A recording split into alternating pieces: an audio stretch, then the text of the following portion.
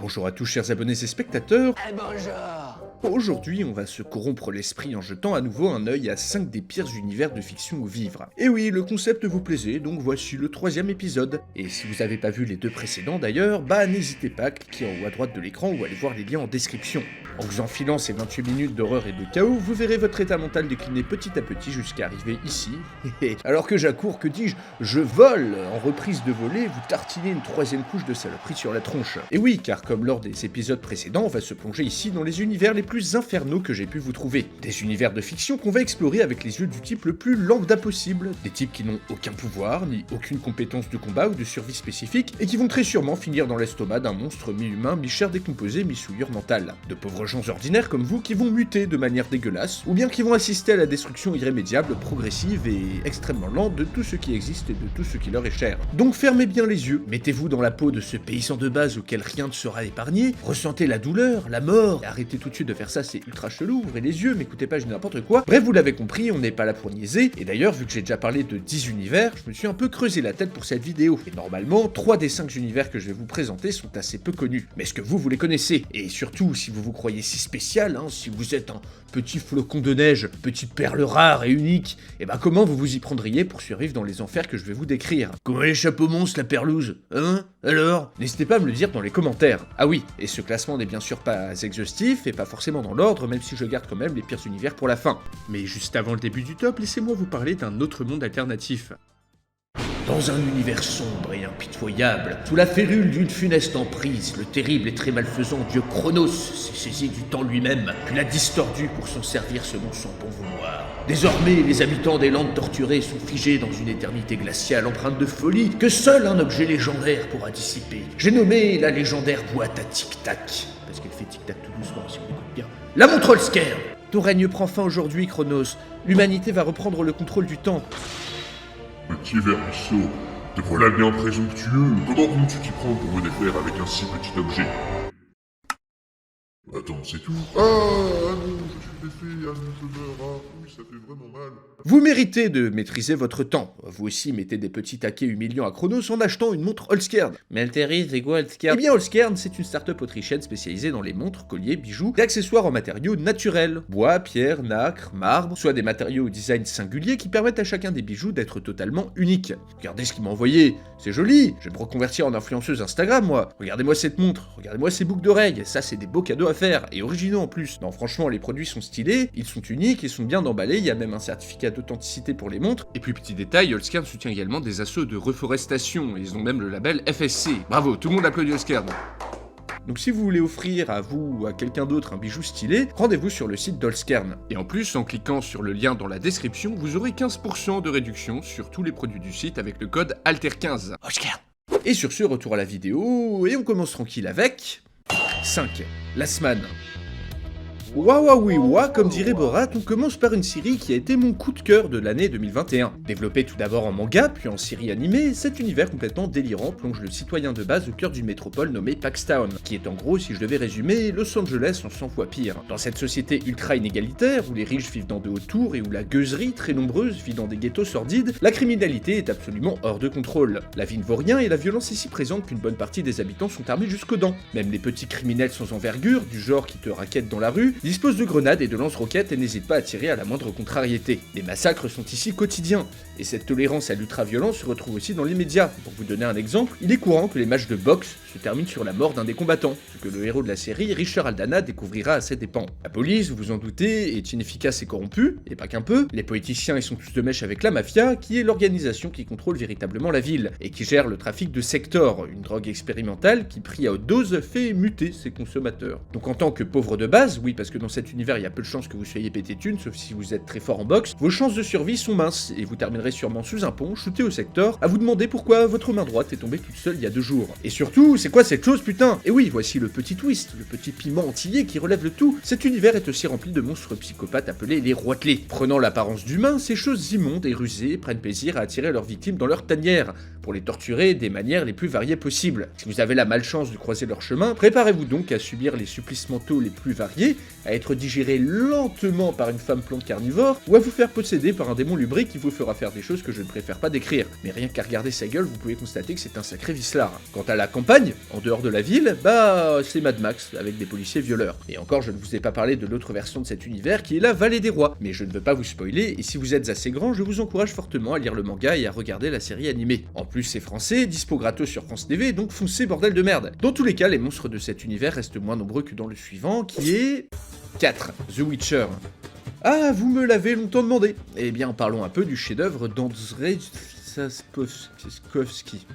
Bref. Alors pour ceux qui ont déjà joué au jeu ou lu les livres, ai-je vraiment besoin de décrire pourquoi l'univers de The Witcher est infernal à tous les niveaux? En effet, ce monde médiéval fantastique contient un bestiaire assez impressionnant, de monstres volants, nageants, rampants, d'esprits ou de démons. Le héros, Geralt, est un sorceleur, chargé de traquer et d'éliminer ces mêmes monstres. Il dispose de 2 épées et de pouvoirs dont par contre ne disposent absolument pas les paysans de base qui habitent ce monde, et qui se font victimes de manière très violente par toutes ces créatures magiques. Et oui, en plus des dangers inhérents à l'époque médiévale, la famine, la guerre, les pillages, les maladies, vous avez ici aussi les dangers inhérents à ces créatures. Vous êtes pêcheur dans un petit village de la côte, évitez de trop vous approcher des noyeurs qui écument les plages, ou des sirènes qui veulent vous attirer vers le large pour mieux vous bouffer. Vous êtes lavandière dans un village près de la forêt, mauvais choix, et dites adieu aux balades dans la nature. Par contre, préparez-vous à vous défendre contre des meutes de loups ou des insectes géants. Le brouillard tombe, enfermez-vous à double tour car les brouillardiers arrivent. Oui, c'est pas très menaçant comme nom, c'est pas moi qui a décidé, mais ces saloperies sont quasi intuables. Une bataille sanglante a eu lieu à côté de votre village pour la 3e fois du mois, pas de bol, les cadavres, ça attire des putréfacteurs, et les putréfacteurs c'est déjà très moche, et en plus c'est très dangereux. Autant vous dire que les paysans lambda ne voyagent pas trop en dehors de leur village. Et d'ailleurs, Geralt le sorceleur passe son temps à sauver des bleds paumés de l'anéantissement total. Donc imaginez un peu le nombre de morts à l'échelle d'un continent chaque jour qui passe. D'ailleurs, en tant que villageois de base, il faut chaque jour faire des rituels ou des sacrifices pour apaiser la colère des monstres qui les entourent. Et ça marche pas toujours. Pensez-y alors qu'une blade d'1m50 vous foncera dessus alors que vous avez encore les mains pleines de sang du mouton que vous venez de sacrifier. Bon, vous en avez marre de vous faire tuer par des monstres, ça se voit. Bien, venez en ville, vous faire trucider par des humains bien de chez nous. Dans cet univers, les villes sont sales, surpeuplées, extrêmement dangereuses, des bandes écument les rues, et vous pouvez vous faire embrouiller pour rien. Devinez quoi? Il y a quand même des monstres. Des joyeusetés du genre vampire, par exemple, mais bon, c'est quand même bien mieux de se faire vider de son sang dans une ruelle sombre à 3h du mat que de se faire bouffer les entrailles par une blade géante. Non? Ah oui, et j'ai pas parlé du tout de l'aspect surnaturel de cet univers, des malédictions alambiquées, des endroits hantés par des fantômes chelous, y a de quoi souffrir pour l'éternité. D'ailleurs le diable, Satan lui-même existe dans cet univers et part parfois en voie de rouille en tuant des gens pour son bon plaisir. Mais bon, si en tant que villageois de base vous faites bien tous les rituels nécessaires, que vous évitez tous les endroits dangereux, que vous ne voyagez pas, et que vous vous enfermez à double tour à la moindre alerte, vous avez une chance de survivre. Alors que dans l'univers suivant, même en prenant ces précautions, vous allez forcément vous faire monter en l'air à un moment ou à un autre, car je parle bien sûr de 3. One Piece.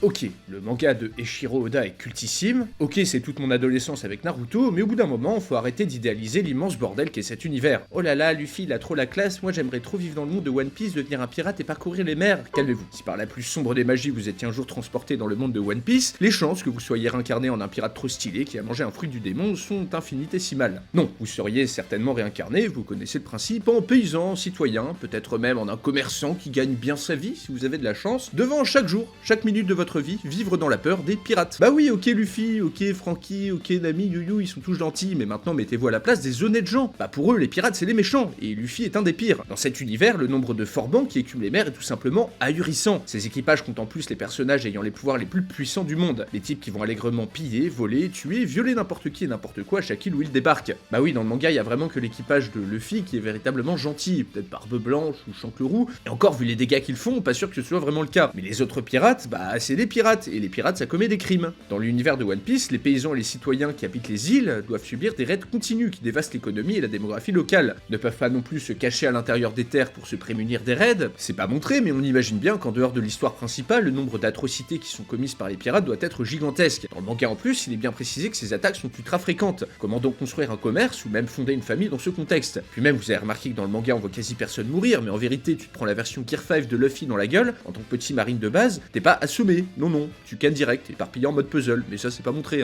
Ça va peut-être pas vous plaire ce que je vais vous dire, mais Luffy a sûrement tué plein de gens avec la violence de ses attaques, et détruit plein de trucs alors qu'il est supposé être gentil. En fait, les pécores de base le voient juste comme un fou furieux et ne l'admirent pas du tout. Ses ennemis sont d'ailleurs souvent des péons, certes, des petits soldats sans envergure, mais des péons qui ont sûrement des familles et qui souvent se sont engagés dans la marine ou dans des équipages pirates parce qu'ils n'avaient pas le choix, dans l'économie de cet univers est sinistré par les pirates. Pour le paysan de base donc, ce monde est absolument terrifiant. Tu peux pas vivre en paix, tu peux pas voyager tranquillement, car tu auras tout le temps la visite d'abrutis qui veulent suivre les paroles de Goldie Roger, un type mort depuis des décennies. Ah oui, et puis bon, je spoil un peu, mais One Piece, bon ça va, c'est sorti depuis longtemps. Si jamais vous commettez un crime, vous terminez à Impel Down, une sorte de prison mi-asile de fous, mi-donjon BDSM tenue par une ménagerie de dominatrix pervers où vous subirez les pires châtiments. Donc oui, le monde de One Piece est un monde brutal et sans pitié où les rares poches de civilisation sont sans cesse pillées, les civils massacrés, et où le problème de pirates est tel qu'aucun développement économique et social n'est raisonnablement possible, sauf dans des endroits très spécifiques. En tant que paysan, vous êtes juste en sursis constant, à attendre le prochain raid de pirates ou devant même en devenir un, et avoir 2 chances sur 3 soit de crever dans l'année, soit de terminer dans cette horrible prison gouvernementale. Ah oui, et tant que j'y pense, on est presque 350 000 sur la chaîne, donc abonnez-vous, on y est presque, et partagez la vidéo si vous kiffez mon travail. D'ailleurs, si vous le faites pas, je pourrais peut-être vous jeter un sort pour vous envoyer dans l'avant-dernier univers, qui est... 2. Doro et Doro. Ça vous dirait de vivre dans une ville des charges nommée Trou? Oui, juste Trou. Eh bien réincarnez-vous dans l'univers de Doro et Doro, un manga étrange, gore et délirant qui nous est proposé par une certaine Madame Ayashida, une auteure qui se fait pour le moins discrète. Trou, donc Hall en anglais, est une sorte de gigantesque cité des charges où coexistent citoyens miséreux et bandes de criminels, dans une joyeuse anarchie où règne la loi du plus fort. Ici, les humains vivent dans un monde crade et dangereux, pollué, à l'architecture horrible. La plus grande partie de la ville est tout simplement un bidonville, où vous, simple gueule lambda, je vous insulte pas, c'est pas personnel promis, êtes voué à vivre une vie misérable en tremblant de peur chaque jour qui passe. Pourquoi? Eh bien car dans l'univers de Doro et Doro, le monde des humains est collé à un autre monde, qui abrite des mages, des sorciers plus ou moins habiles, qui régulièrement passent par des portes magiques pour aller tester leur magie sur les humains, les tuant, les liquéfiant, les faisant muter, les transformant en animaux, totalement ou à moitié, ou bien en les faisant devenir complètement fous, et ce uniquement pour leur bon plaisir. Les mages n'en ont que faire de la vie humaine, pour eux vous n'êtes que de la viande consciente, juste bonne à utiliser pour leurs expériences malsaines. Ces visites fréquentes font de multiples victimes chaque jour qui passe, le personnage principal d'ailleurs a muté à la suite d'une attaque de mage, et se balade maintenant avec une tête de lézard. Les moins chanceux sont utilisés dans des rituels sataniques, sacrifiés, mais pire que ça, les vapeurs relâchées par cette utilisation constante de magie provoquent des phénomènes paranormaux très handicapants. Le ciel est toujours couvert, la pluie est souvent toxique, les événements paranormaux et mortels ne sont pas rares, et tous les ans, un obscur sort jeté il y a longtemps par on ne sait pas qui transforme les cadavres qui parsèment la ville en zombies. Chaque année, non, ce n'est pas la fête foraine qui passe, mais c'est la nuit des morts vivants, et des habitants de la ville organisent donc leur défense, et souvent se font charcuter dans la bataille. Enfin bref, vous comprenez que vivre en tant qu'humain dans cet univers est tout sauf reposant. Vous vivez dans la peur de devenir le jouet d'un mage qui le plus souvent vous fera muter ou vous tuera de manière affreuse, la magie vous pourrit votre vie quotidienne en dégradant constamment vos conditions d'existence, tandis que chaque semaine, des événements étranges et souvent meurtriers se déclenchent. Ai-je vraiment besoin d'en dire plus? Peut-être que oui, car le prochain univers, le Number One, combine à peu près toutes les horreurs que je vous ai présentées auparavant, vu qu'il s'agit de... 1. La Tour Sombre. Connaissez-vous la Tour Sombre, le pilier de tous les univers existants, le centre d'un multiverse gigantesque qui ne dépend que de cette structure pour survivre? Une tour qui petit à petit se dégrade, se corrompt, se pourrit sous l'effet de forces néfastes, entraînant dans sa chute l'intégralité des mondes qu'elle supporte. Dans ce chef-d'œuvre de Stephen King, on suit les aventures d'un pistolero et d'un petit garçon qui se mettent en quête de sauver cette tour, centre de toute chose. Alors pour ceux qui sont un peu familiers avec l'univers de cet auteur, sachez que la Tour Sombre existe dans le même monde que ses autres romans, genre Ça, le clown, le fléau ou encore The Mist. Le monde dans lequel se trouve la Tour Sombre est donc le monde central de toutes ces histoires, et ce monde se dégrade. Autrefois rempli de riches contrées et de brillantes civilisations comme Gilead, la ville des pistoleros, les gigantesques étendues qui encerclent la Tour Sombre sont désormais un regroupement de terres désolées, de villes abandonnées ou de déserts radioactifs. Les rares survivants que le pistolero va croiser au cours de son aventure sont tous malades, débiles, frêles, ont été mutés par les radiations omniprésentes ou les conditions de vie catastrophiques. Tous sans exception sont marqués par le déclin inexorable de la tour, qui touche aussi bien le décor que les humains et les animaux. Dans ce monde, plus de la moitié des bébés qui naissent ne sont pas viables, les animaux d'élevage à 2 têtes sont considérés comme sains, et toutes les connaissances technologiques, toute l'histoire du monde d'avant a été oubliée. De nombreux humains ont tout simplement trop muté pour être reconnaissables, et errent sans fin dans le désert au milieu des monstres, qui sont extrêmement nombreux et tout aussi répugnants. Dans ce monde, le Pékin de base voit toutes les structures sociales, sa culture, les bâtiments, ses voisins, décliner les uns après les autres dans une sorte d'agonie lente et perpétuelle qui doit juste être affreuse à vivre. Ici, tout le monde sait que le monde ne peut qu'aller plus mal, et je pense que c'est ça le plus déprimant. Mais du coup, vu que la tour sombre est au centre de tout, ce n'est pas que le monde de la tour qui décline, mais une infinité qui sont entraînés dans cette chute. Dans certains de ces univers, des monstres débarquent de nulle part, dans d'autres, une pandémie tue tout le monde, bref, le déclin est général, et l'espoir n'existe plus. Ce qui fait de la Tour Sombre, à mon avis, un des pires univers de fiction où vivre. Mais comment pourriez-vous survivre dans les univers que je viens de vous présenter? Eh bien, dites-le moi dans les commentaires. Et surtout, suggérez-moi d'autres univers que je n'ai pas mis dans cette vidéo. Encore un grand merci à Holzcar de m'avoir accompagné sur cette vidéo. Pour rappel, grâce au lien dans la description et celui qui s'affiche à l'écran, vous avez 15% de réduction sur le site avec le code ALTER15. Et en attendant, chers abonnés et spectateurs, on se dit à la prochaine pour une nouvelle vidéo.